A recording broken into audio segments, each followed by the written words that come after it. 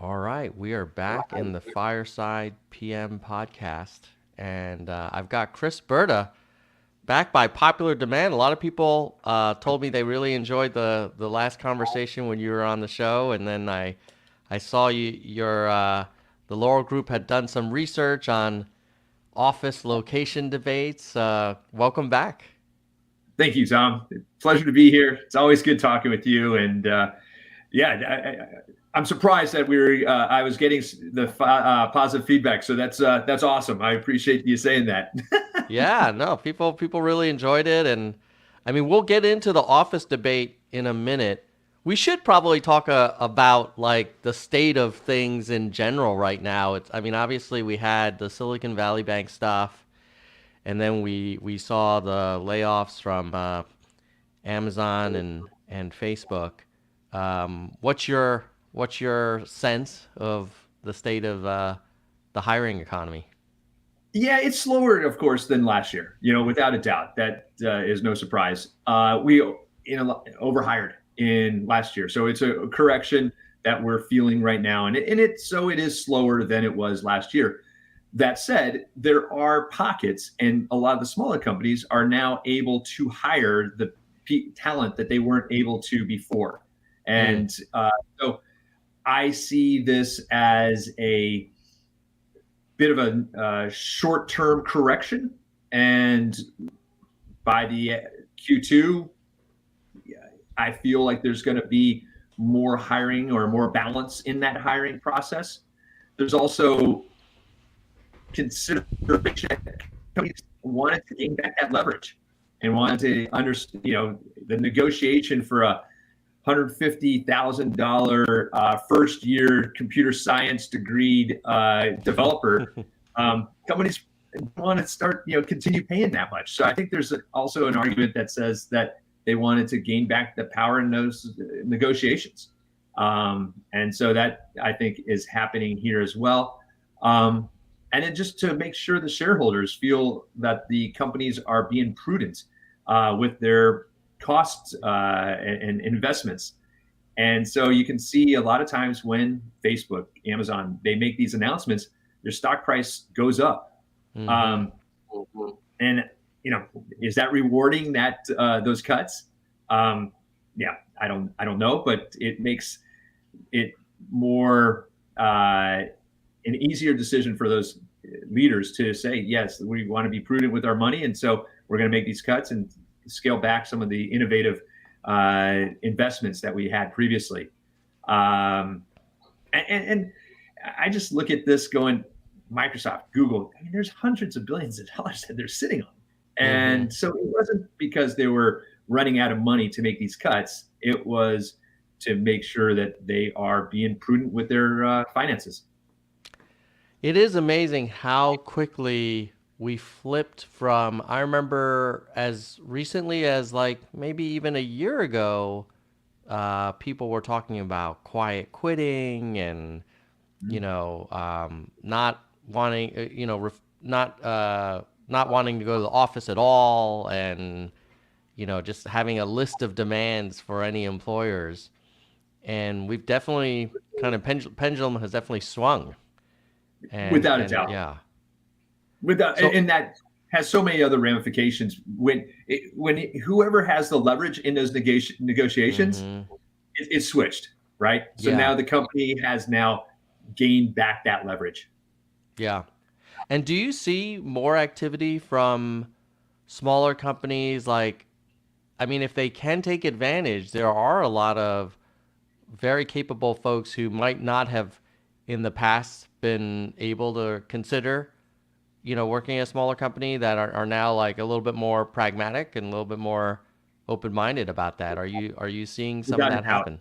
Yeah. Yeah, without a doubt. I mean, you can even look on LinkedIn and my network of people. I'm open for work, and then they end up getting hired. And a lot of the companies that they're getting hired from are small companies that I hadn't heard of, Mm. that are A round, B round companies that Mm-hmm. are now being aggressive with some of those senior level hires that they need. So definitely that's a direction.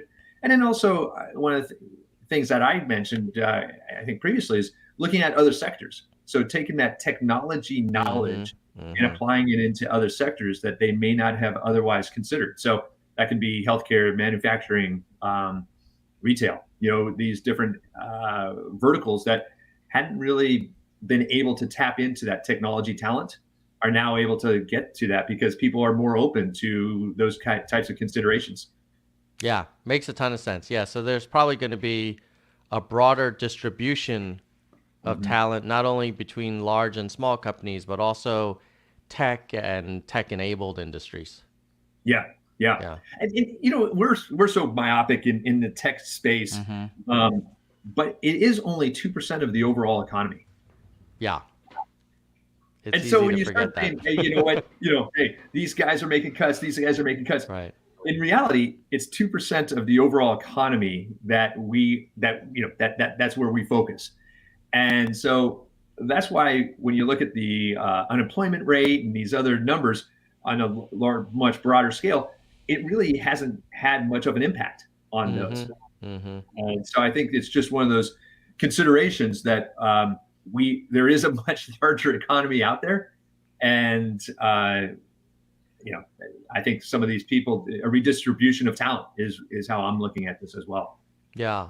Now I remember during the pandemic, everybody was pretty much working from home, and then after the vaccines came out and places started reopening, there was a big debate about return to office, and there was a lot of pushback on it. And then now you see companies being even more firm on expectations of being in the office. I think or Twitter's gone kind of in different directions, but at some, different companies are kind of putting their foot down. I'm curious. Tell us a little bit about the research kind of summary that you put together, and how did it come about? Like, it sounds like it happened kind of organically. Oh, it did, yeah, because Yeah. in every conversation you have with a candidate or with a client, it's all right. Where is this located? Where's the Mm-hmm. role based? Is this a remote culture? Is it a in-person culture? Mm-hmm. And so it was, from the beginning, and even before the pandemic, that was a question, but Mm-hmm. it was at the forefront of everybody's consideration as they were writing job descriptions and then also looking at jobs to go to. And so, that started off, everybody was remote. We built up the capabilities to do that. And then the expectation, I think, back in the beginning was that when we're able to go back to an office, it will be easier to do our work. So it'll just go back to business as usual in an office. What we Mm-hmm. found was that there are a lot of capabilities to work remotely, and actually, in some cases, people actually did better.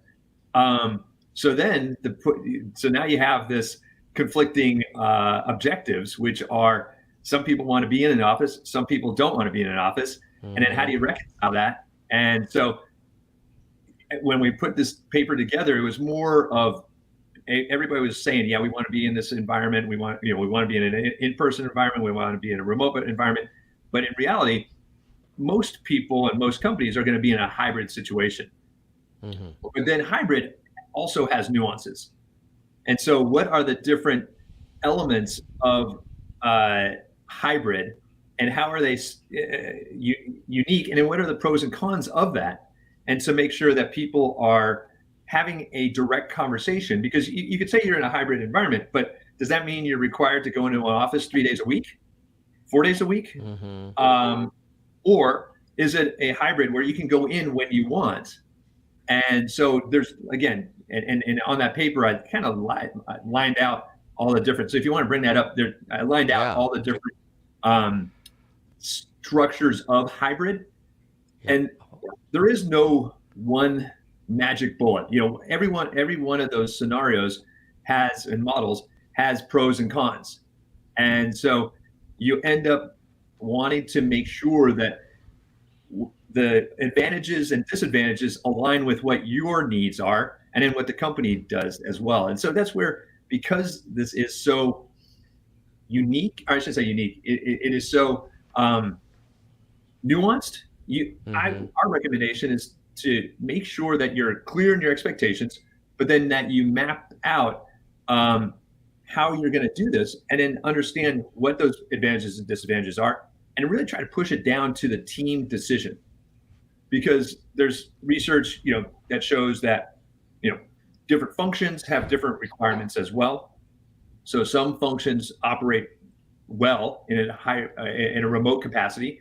Others need to be in a more collaborative environment. So, think about a marketing or product management where you end up needing to bring different parties together and have those conversations. And it would be beneficial to do that in a collaborative environment, more in office or in person. Whereas you could have like a customer success team or a customer service team that is remote, and they just operate remotely. Now, if the company makes an overarching decision to say, hey, we need to be in an office these many days a week, for some that'll work well, for others that won't. So you need to make sure that it gets pushed down to a team level, and that those decisions are appropriate for that specific function or that specific team. On top of that, when I was younger people coming into the workforce, they're going to want to be in a more collaborative environment. They're going to, this is where the learning happens of how to be a good employee, how to be a good business person. And so they want that initial collaboration, and the studies have shown that they're the ones that are pushing for a more in-office environment. Plus, probably where they live, they may be living with roommates in a couple, apartment. Working from home is not that desirable. So that population is wanting to be in an office culture, whereas my age, if you will, where you have family, you have other commitments. Being in a remote capacity or a hybrid situation is more beneficial because I have other commitments and family, kids that you want to be able to accommodate and work with in a more flexible schedule. So, being in an office all the time has its constraints, and so working through that. So you end up having these different age parameters as well on these different decisions. So it's just put down to the level that is as low as possible within that organization, so you can customize it for each team. That is so interesting, because there was a point where there was a narrative that the younger folks earlier in their career were kind of rebelling against the traditional in-office model, and that they were very happy having the flexibility, and they could be in Hawaii or Colorado or wherever, and be working, and this was like the new way. But it sounds like that pendulum has swung a little bit too, where at least some people early in their career are saying, hey, I want the in-person experience. I don't want to be in my studio apartment forever, or be kind of jumping from Airbnb to one to the next for, in perpetuity. It's one of those things where I think the glamour of working in a remote capacity all of a sudden kind of rubs off, and they recognize, if I'm going to be successful in my career, I'm going to have to gain some additional knowledge and skill sets, and quite frankly, a network. I don't know if I remember when I was early on over at Aquantive, we would get done with our job or our work at 5, 6 o'clock in the evening, and we'd jump on and play Dune, play video game, right? And then the IT guys would just wipe us off the map, right? And so and then we're talking smack to each other and all this stuff. Well, that broke down barriers, and I could go over to the IT guys later on and just say, hey, what is JavaScript? What's agile development? What's these different technical things that I was just learning at the time. And so it was one of those things where now you had a organic relationship that was formed because we were all in the same environment, and you could have those conversations and build out a network and connections with that team that I would not otherwise have had as much exposure with. And so now I think about, the population that's coming into the workforce now, what are they going to have 5 years from now, 10 years from now, from a network standpoint, from a cross-functional learning standpoint, that we had just from an organic relationship in an office environment capability? They're going to be missing that, because for them to set up a conversation with someone that they're not familiar with in Mm-hmm. IT, it's going to have to be a forced Slack call, or a forced, Mm-hmm. Zoom call, or something that is kind of contrived, and we could Yeah. do that organically. Yeah. Yeah, definitely. I mean, in my day job, when I'm back in the office, I feel like there are also those kind of unplanned hallway, cafeteria conversations Yeah. that you just can't get remote. I've also noticed there are some folks who, now that we've been in this at least hybrid mode for so long, there are some people who've been on teams entirely remote, and they've even changed teams. So they Hmm. were almost like never part of the team in the way that we would traditionally define it. Yep. And so you see, like, and or people will change companies, Yep. and there isn't like, oh well, I just log into a different place, but I go to my same home office every day. And so it's sort of this. Did you notice like more, or have you noticed more kind of retention or mobility because people don't feel as plugged in, or as kind of anchored into a company or a team in like the way they might have in the past? Definitely, especially Yeah. when everybody was in a remote capacity, right? Mm-hmm. So it reminds me of those images where, or those scenes in movies where the salesperson was wearing one hat, then he would run over and put on another hat and rep Mm-hmm. that other product. Um, you don't have that same buy-in, that same Yeah. cultural association that you had previously, when you were able to meet with people in person. Mm-hmm. Mm-hmm. And so, without a doubt, that it almost felt like a mercenary. You're there Yeah. because of the functional skills that you have, but Mm-hmm. you're not really sipping the Kool-Aid of that company. And Yeah. quite frankly, that's why a lot of companies want you to be in person, so that you could be a part of that culture, add to that culture. Um, but then I have a client, DuckDuckGo is 100% remote and has been from its inception, and Mm. has done a great job of building a culture remotely. So my feeling is that those companies who are purposefully built in a remote capacity can Mm-hmm. do this in a uh, positive and comprehensive way. It's those companies that were in a in-person culture that went to a remote capacity Mm-hmm. that need to. I don't want to say it was like an artificial situation, but they still have that DNA of being in person, and Yeah. so they're going to want people to come back into an office. Another client of ours, PitchBook, same thing. They want to be in person, and the CEO, they're pushing to get Mm. people in person as much as they can. So it is, and then PitchBook has a younger population of employees, so Mm-hmm. it makes sense, and there's a camaraderie there. So in that environment, they are looking to hire people from that buy into that in-person culture. Just like on the opposite flip side of that coin, DuckDuckGo is looking for people that can operate in a remote capacity, and in their population, their employees are a bit more senior. So, in those companies that are thriving as fully remote, how often do they get people together? Is that like quarterly for these offsites, or monthly, or how often do Yeah, they it's actually see one. each other? It's at least once a year, but if not twice. And I Okay. think the teams themselves get together maybe once more beyond that. So Okay. 2, 3 times a year. You definitely need to have that connection and bring everybody together. And so that has to be a component of the cost.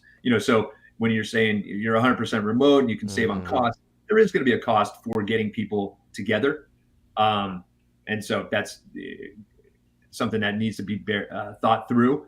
Um, but I think it also can be done, in a larger team environment. You don't have to, if you're a 5,000 person company, it's going to be tough to get everybody together at the same time, but you can have different parts of that organization getting together more often.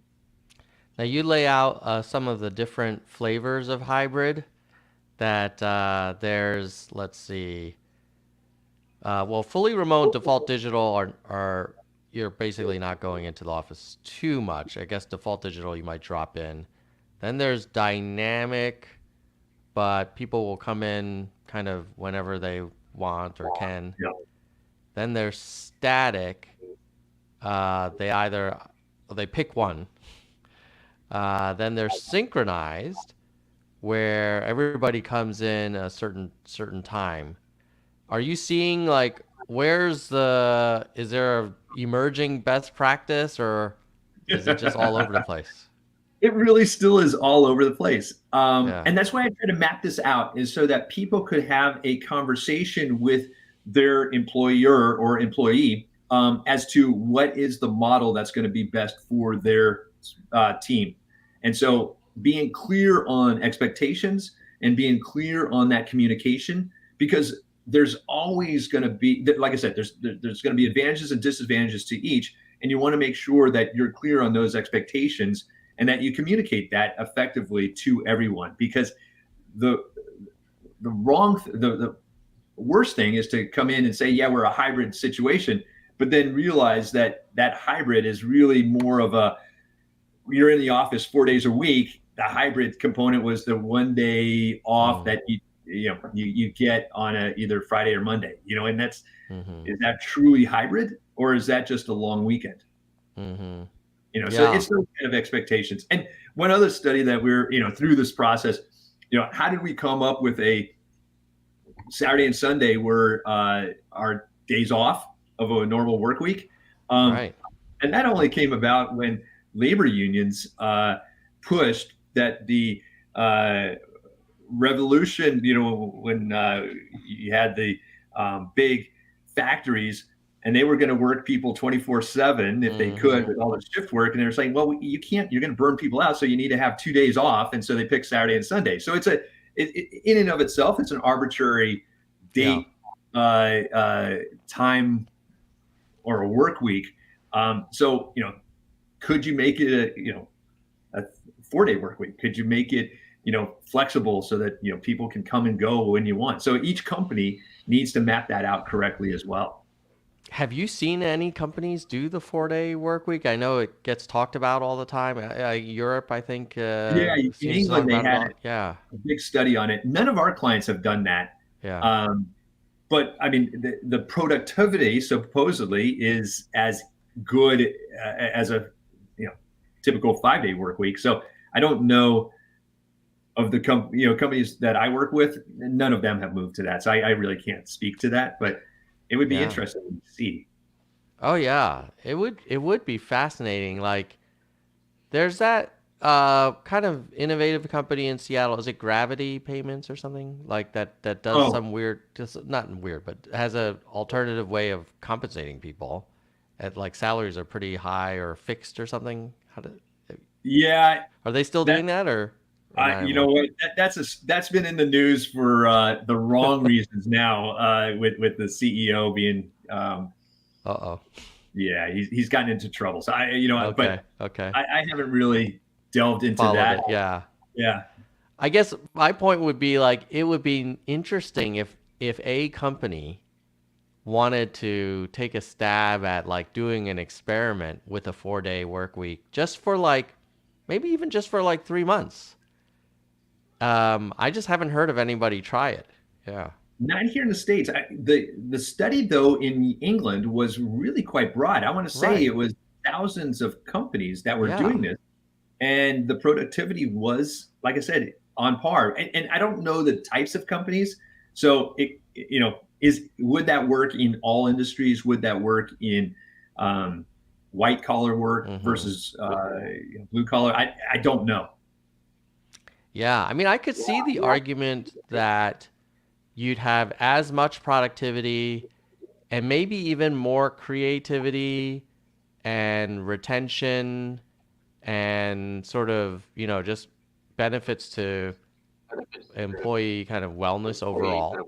Um, but who knows I know, until somebody I know tries a it. lot of companies, especially coming off the pandemic, would say every other week we would give a Friday free. Mm-hmm. Mm-hmm. And so they were doing that. A number of companies, and some of my clients were doing that, where they were saying, "Yeah, we're going to give every other Friday is off for our employees, just for mental health purposes." And Yeah. Yeah. some companies were saying, "Hey, we're not going to have any Zoom meetings, no video meetings those days." Mm-hmm. So that was another flavor of that. And I think in a hybrid model, you can do that. If someone is fully flexible, then you know saying, hey, you know what, you don't have to come into an office. We expect that you're probably going to take Fridays off. But I think again it goes back to the communication and making sure that the expectations are set correctly. um, I think that's just in life in general. Yeah. No, for sure. For sure. What's your takeaway on the where do you think we're gonna land in terms of office location stuff? Do you think there will be an emerging standard, let's say in the tech industry, or do you think it sounds like it also might depend on like the size of the company or the stage of the company. Like where do you think it's gonna net out? I think it's going to look like a bell curve, kind of like life in general again. It's Mm-hmm. going to be a bell curve. You're going to have your companies that are fully remote. You're going to have those companies that are fully in office. And they're going to say, either take it or leave it, or that's our value proposition. We're going to track those people that want to be in one of those two models. And Mm-hmm. so those are going to be on the sides of that bell curve. Then most companies are going to be in the middle, someplace. And I think any company that tries to make an overarching mandate that you have to be in the office three, Mm-hmm. 4 days a week, that's going to be a challenge when especially in cases like Amazon, there are situations where people were hired outside of a local region, office region. Mm. So then are you going to cut those people because they can't make it into an office, Yeah. or are you going to force them to move? So there's decisions that I don't know if people have fully thought through. That's why I say push it down to the team level so that the team can make that decision as to how they're going to operate most effectively. And so if that is the case, then I think most things will end up in a hybrid function where there's going to be flexibility around that, um, as to when the person comes in the office. And then they'll be able to schedule, meetings with other functional teams who also have that flexibility, with the expectation that it will be 3 or so days a week. And then some days it'll be maybe two, some days it'll be, or some weeks will be two, some weeks will be four, but it'll be right around that 3 days a week, just so that you can have those moments of collaboration, Mm-hmm. but you also can have that flexibility to work at home and not worry about a commute, and just get your heads down and just get through your deliverables. And do you find that startups are more leaning towards in person or more flexible? Ah, Because I could see it going either way. Like I could see being flexible because they're new and they want to try new things, or more in person because they're like, oh, we're still trying to get to market fit and we need everybody to collaborate all day long.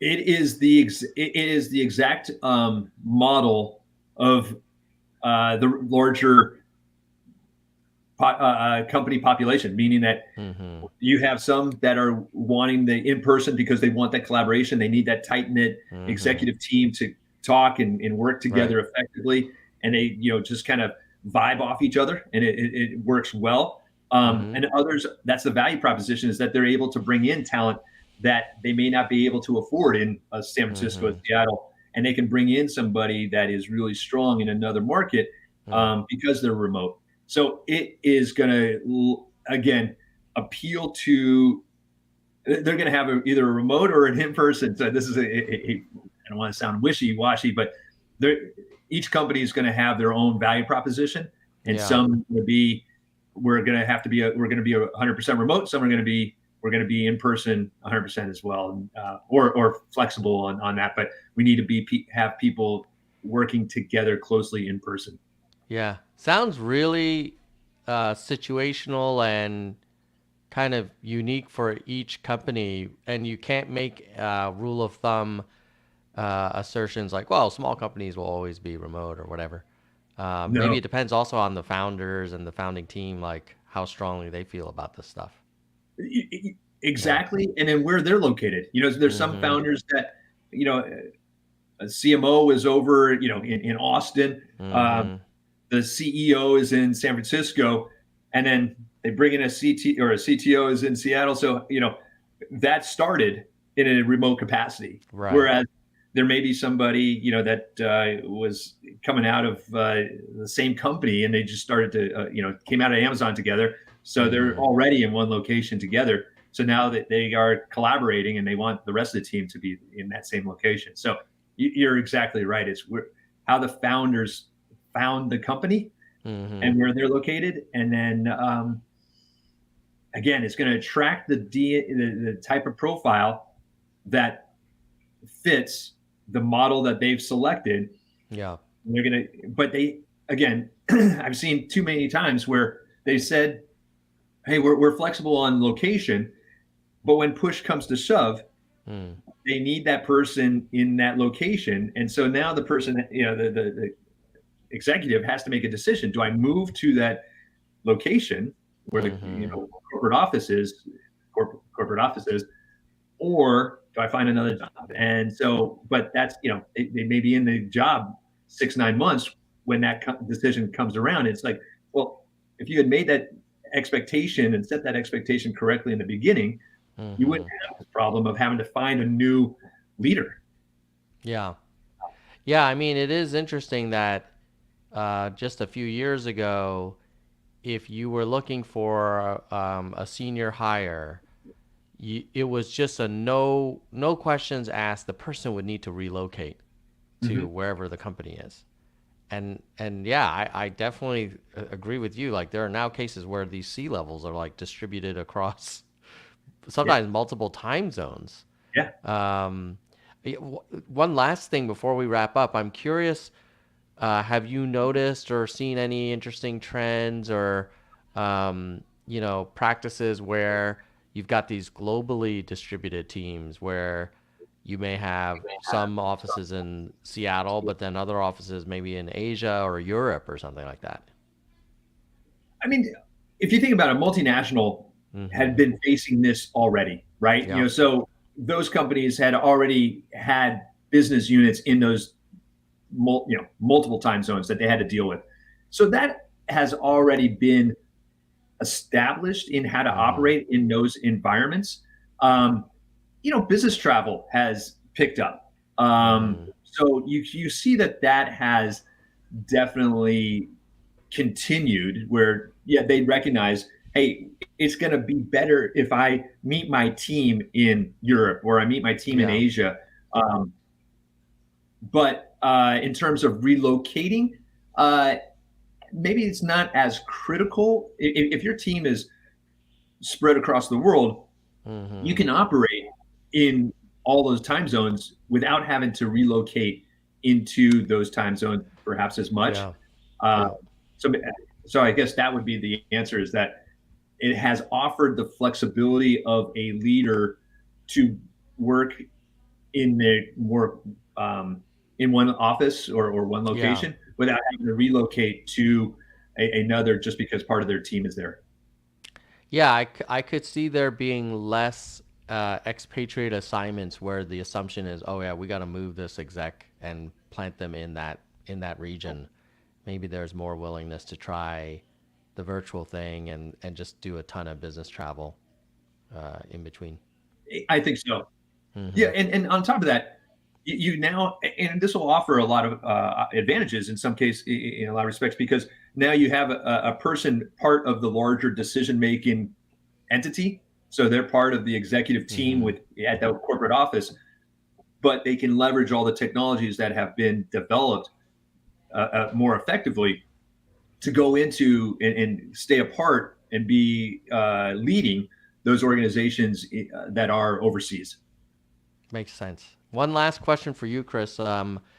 As an executive search partner, uh, what advice do you have for folks that are in negotiations now or will be in the future where they're trying to figure out this location uh, requirements, with a prospective employer, where it doesn't line up right away? Do you suggest that, hey, you got to know what model you're okay with and then stick to it, or do you like, what have you seen? Has that come up? It seems like now that's as important as salary, maybe. Yeah, I would say that it's definitely a component of of the overall package that you're Mm-hmm. negotiating, and you really just want to be clear on the expectations and make sure that the decision process within that organization is going to be and allow you to be, if you're looking to be in a more remote capacity or a hybrid capacity, where is the decision making being done? And Mm-hmm. so ask the questions as to, how are decisions made about XYZ, and figure out, okay, will that require me to be in a part of those conversations, especially if they're at the headquarters and I'm not there? Mm-hmm. Um, how are promotions done? Do you have to show FaceTime to be considered for a promotion? Mm-hmm. So making sure that it's not a kind of fog the mirror type of environment, but it's more, that they do promote well with people that are remote. Um, so it really is taking, understanding, yes, here's the constructs of this uh, company's remote functionality, but then start asking questions and peeling back that onion to make sure that what they're saying is not just lip service, but actually how the process is hammered out and done within that organization, and that make sure that that fits with what you're looking for. Yeah, that's great advice. I would throw on there, um, it's might be good to know how many other people at your level are also in a distributed. Like if you're the one person out Yeah, in, you're wherever, and exactly right. everybody else is in HQ, like that's going to be Yeah, tough. if you're the Yeah. anomaly, that's not you're not going to be part of the decision process long Yeah. term. Yeah. Yeah, And no, then the you're other you're one is hitting it on the head. travel budget. Mhm. Because if you're distributed, but you're like, okay, well, I'll go to headquarters on a regular basis, like you'd want to make sure that that's going to be supported and budgeted for. Because if you aren't able to get to HQ regularly, that could make it more challenging as well. Well, I don't know if you remember this, but even before the pandemic, there was kind of a commuter air flight that went from Seattle on Oh yeah, Mondays down to San Francisco, and then Thursday evening coming back yeah, up from San Francisco to Seattle, and you jump on there, and it was like a school bus again. yeah, Back in the day, where, hey, how's your weekend? And people, they weren't even in the same companies, but they were yeah, on the same flight every week. And yeah. so they had, the companies had set the parameters that, yeah, Mm-hmm. we'll pay for that. We'll pay for your lodging while you're down, in this Mm-hmm. San Francisco, or vice versa if it was coming up to Seattle, and we'll, accommodate that because we want you as an employee. Now, yeah, do they let that person do that, but they don't pay for that flight, and they just have the Mm-hmm. person working remotely and come down periodically and maybe just for the day, and so, Mm-hmm. so making sure you're exactly right. Communicate the expectations correctly from the beginning as to what that hybrid model is going to look like, Yeah. and that's exactly what that white paper was trying to do, is lay out everything so that people have a foundation or a framework to start those conversations, and then make sure that you are aligned before you jump into a role. Yeah. Makes a ton of sense. Chris, is that paper published on the Laurel Group website or? It's on the website. It's Yeah. also on LinkedIn, in Mm-hmm. my profile, and I'm happy to send it to Yeah. send it to whomever. Yeah, it's Love it. again, it was more just me having these questions asked, or we getting these questions asked of us, and me just Mm-hmm. putting it down and just saying, what, let's start with a framework that everybody can start from, and have those conversations. recognizing that there's pluses and minuses on each, and there's probably more, more plus, elements that I didn't include in that I could add to it. But I just wanted to make sure that people were clear when they have these conversations what we're all talking about, and that again, make the conversation as straightforward and set expectations correctly from the beginning. So for fun, if we had to predict 2, 3 years from now, I know it's a bell curve, but where do you think the middle of that bell curve will be? Do you think most people are going to be the Tuesday to Thursday in office, or do you think most of it will be kind of a more flexible hybrid thing, or where do you think the majority will be? I think it will end up people do the flexible hybrid thing where they're going to come in and go as they want. But then over time, you're going to recognize that most people are in the office on Tuesdays and Thursdays. And if I'm going to want to get some cross-functional conversations happening, I'll probably want to be in the office those days. So they'll end up kind of organically falling into that Tuesday through Thursday in the office. The other days working from home, and then plan their kids' activities around that as well, if that's what they need to do. So yeah, that's where I'm getting.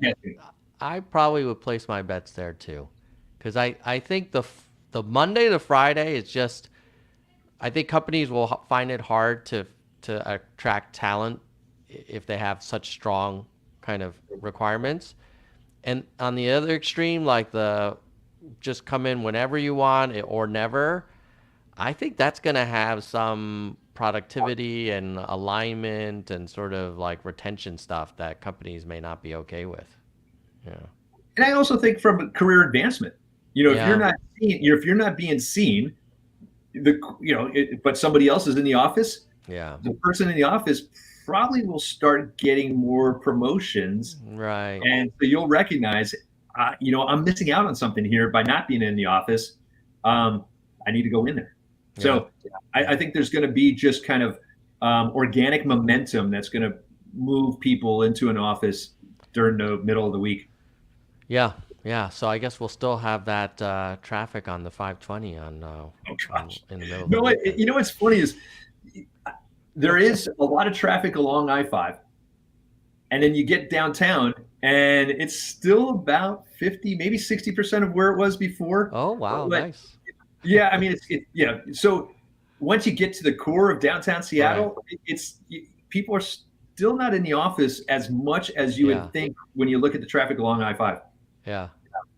Well, that's one good thing that that's another benefit of having more varieties of working styles. Yeah. And we didn't talk about, all the impetuses for having people move back into an office, but, cities want people back in the office because they, crime will go down when you have more population down there, and, other businesses, the businesses that rely on the workers. I mean, New York is, facing this, where a lot of the, delis, the restaurants, without having the finance people in their offices, they're suffering. So mayors want people back in the office so that they can stimulate their downtown core. Companies have spent billions of dollars on their facilities. So, they don't want that to go to waste. So there's just all these different drivers for these decisions. Well, we'll have to have you back, Chris, to talk about other hot topics in the future. It's always a pleasure. Always great, Tom. Thank you so much. This is fun. I enjoy this. So, and you always ask great questions. So this is fantastic. Thank you. I love it. Well, if anybody wants to learn more about Chris's firm, it's the Laurel Group. I'll put a link in the description below. And we'll have to have you back on. There's so many hot topics that you might have to be a recurring guest. Would love it. Would love it, Tom. Thank you so much. See you later, Chris.